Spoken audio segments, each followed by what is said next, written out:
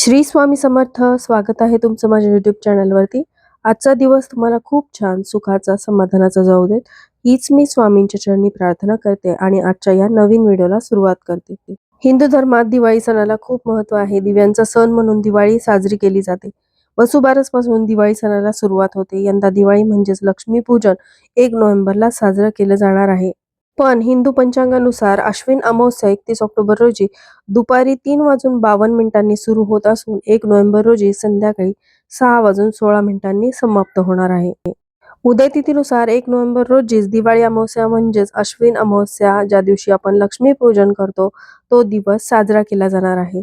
या दिवशी घरामध्ये लक्ष्मीपूजनासोबतच काही सेवा व उपाय देखील केले जातात. तर असाच एक अतिशय प्रभावी उपाय मी आज या व्हिडिओमध्ये शेअर करणार आहे. या उपायामध्ये उद्या दिवाळी अमावस्येच्या दिवशी आईने मुलांवरून ही एक वस्तू उतरून टाकायची आहे. मुलांवरून ही वस्तू उतरून टाकल्यामुळे मुलांचे सर्व दोष, त्यांच्या मार्गामध्ये येणाऱ्या अडचणी दूर होतील आणि त्यांची प्रत्येक क्षेत्रामध्ये प्रगती व्हायला लागेल. तर हा उपाय कशा प्रकारे करायचा आहे, मुलांवरून जी वस्तू ओवाळून टाकायची आहे, नंतर त्या वस्तूचं तुम्हाला काय करायचं आहे, ही संपूर्ण माहिती जाणून घ्यायची असेल तर व्हिडिओ स्किप न करता शेवटपर्यंत बघा. चॅनलवरती पहिल्यांदा आला असाल तर नक्की सबस्क्राईब करा आणि असेच नवनवीन माहितीपूर्ण व्हिडिओ बघण्यासाठी बेल आयकॉनलाही क्लिक करा. त्यामुळे जेव्हाही मी नवीन व्हिडिओ अपलोड करेल तेव्हा त्याचं नोटिफिकेशन सर्वात आधी तुम्हाला मिळेल आणि तुम्ही एक पण व्हिडिओ मिस करणार नाही. आपल्या हिंदू धर्मामध्ये महिन्याला येणाऱ्या प्रत्येक अमावस्येचं धार्मिक महत्त्व आहे. या दिवशी लोक धार्मिक आणि आध्यात्मिक कार्य करतात. पण दिवाळीला आलेल्या अमावस्येचं विशेष महत्त्व आहे, कारण या दिवशी वर्षभरातलं सगळ्यात मोठं लक्ष्मीपूजन देखील केलं जातं. म्हणूनच या दिवशी काही उपाय केल्यामुळे त्याचं आपल्याला शीघ्र फळ देखील मिळत असतं. तर आईने मुलांसाठी हा उपाय करायचा आहे. खूप साऱ्या कमेंट येतात की ताई आमची मुलं आमच्या जवळ राहत नाहीत, हॉस्टेलवर राहतात किंवा बाहेर देशात शिकायला आहेत. तर अशा वेळेस आम्ही हा उपाय कसा करावा? तर दिवाळीच्या वेळेस मोस्टली सगळी मुलं घरी येतातच, आई वडिलांजवळ असतात. दिवाळीचा सण एकत्रपणे आपण साजरा करतो. त्यामुळे या संधीचा तुम्हाला लाभ घ्यायचा आहे. मुलांना जे दोष असतील, मग ते नजर दोष असतील किंवा त्यांच्या भोवती असलेली नकारात्मकता असेल किंवा त्यांना असलेले पितृदोष असतील, तर हे जे काही दोष आहेत त्यामुळे ते खूप कष्ट करतात, मेहनत करतात, तरी देखील त्यांच्या पदरी नेहमी अपयशच येतं. बघा, घरातील लहान मुलं असतील तर ते सतत किरकिर करतात, व्यवस्थितपणे खात पीत नाहीत. घरातील मोठी मुलं असतील तर ती घरातल्यांचं ऐकत नाहीत, अभ्यासामध्ये त्यांचं मन लागत नाही.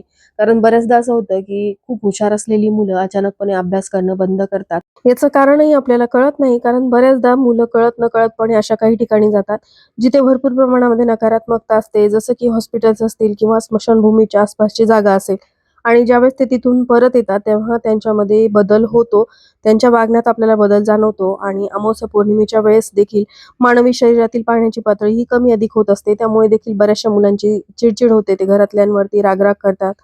तर हे जे काही दोष आपल्या मुलांना झालेले असतील ते संपूर्णपणे नष्ट व्हावेत यासाठी अमावस्या असेल किंवा पौर्णिमा असेल, या तिथींना काही विशेष उपाय केल्याने त्यांच्यामध्ये बदल दिसतात आणि त्यांची प्रगती व्हायला लागते.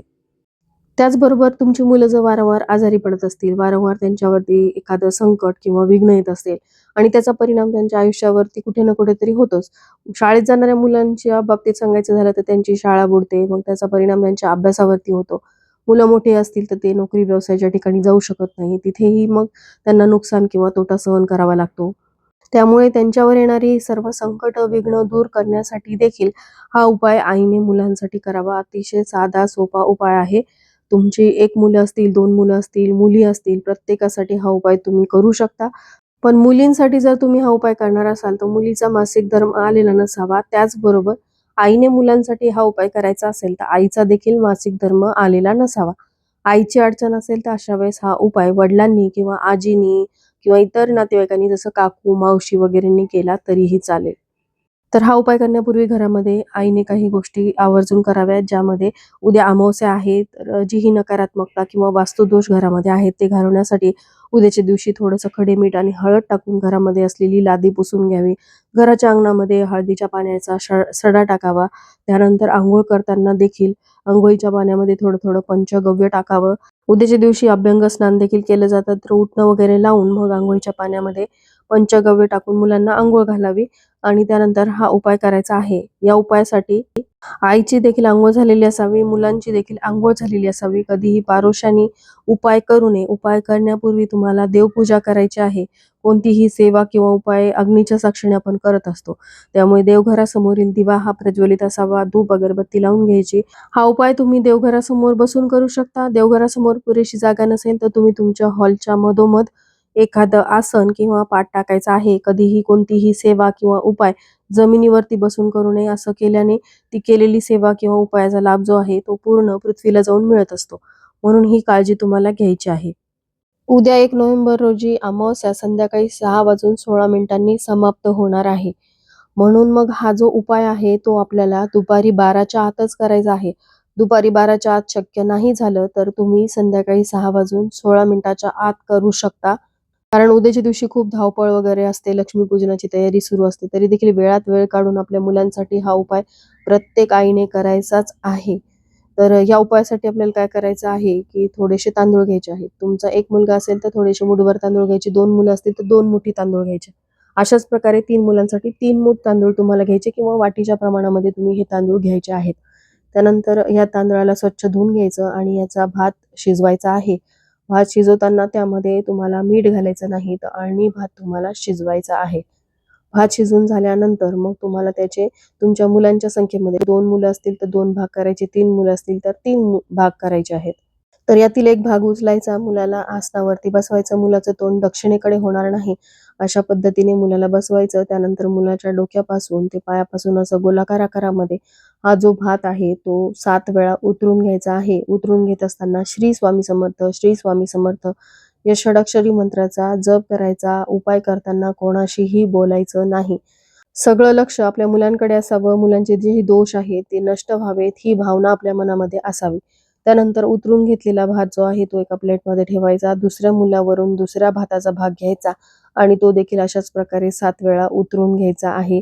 आणि हा जो भात आहे त्याचं तुम्हाला काय करायचं, तर हा भात तुम्हाला अशा ठिकाणी टाकायचा आहे जिथून तो कोणाच्याही पायाकडून ओलांडला जाणार नाही. कारण आपण केलेल्या उपायामुळे इतर लोकांना त्रास नको. म्हणून हा जो भात आहे तो तुम्ही तुमच्या घराच्या गच्चीवरती म्हणजे टेरेसवरती, तुम्ही फ्लॅट सिस्टीममध्ये राहत असाल तरी देखील प्रत्येक अपार्टमेंटला एक टेरेस असतं, तिथे नेऊन हा भात जो आहे तो तुम्ही ठेवून देऊ शकता किंवा तुमच्या घराच्या गच्चीवरती तुम्ही ठेवू शकता. जर तुमच्या किचनमध्ये बाल्कनी असेल तर त्या बाल्कनीमध्ये तुम्ही हा भात ठेवू शकता. तिथे येऊन पक्षी वगैरे हा जो भात आहे तो खाऊन घेतील किंवा हा जो भात आहे तुम्ही एखाद्या झाडाखाली ठेवू शकता, जिथे किडे, कीटक, मुंग्या वगैरे हा भात खाऊन घेतील आणि तुम्हाला कोणतेही दोष लागणार नाहीत. आता बऱ्याचशा कमेंट येतात की गच्चीवरती पक्षी येतच नाहीत. गच्चीवरती पक्षी नाही आले तरी ते सुकलेले तांदूळ वगैरे जे आहेत ते तिथे मुंग्या लागतात आणि त्या मुंग्या हे तांदूळ वगैरे खाऊन घेतातच. त्यामुळे तुम्ही उपाय केल्यानंतर हा विचार करायचा नाही. आता भात टेरेसवरती किंवा गच्चीवरती जिथे ठेवलेला आहे तिथून आल्यानंतर आपले हातपाय वगैरे स्वच्छ धुवून घ्यायचे आणि त्यानंतर आपल्याला देवांचं दर्शन घ्यायचं आहे. बघा या उपायामुळे मुलांचे सर्व दोष अडचणी दूर होतील आणि त्यांच्या प्रत्येक क्षेत्रामध्ये प्रगती व्हायला लागेल. तर चला याबरोबरच आजचा हा व्हिडिओ मी इथंच एंड करते. व्हिडिओ आवडला असेल, थोडा जरी हेल्पफुल वाटला असेल तर व्हिडिओला लाईक, शेअर आणि सबस्क्राईब करायला विसरू नका. श्री स्वामी समर्थ.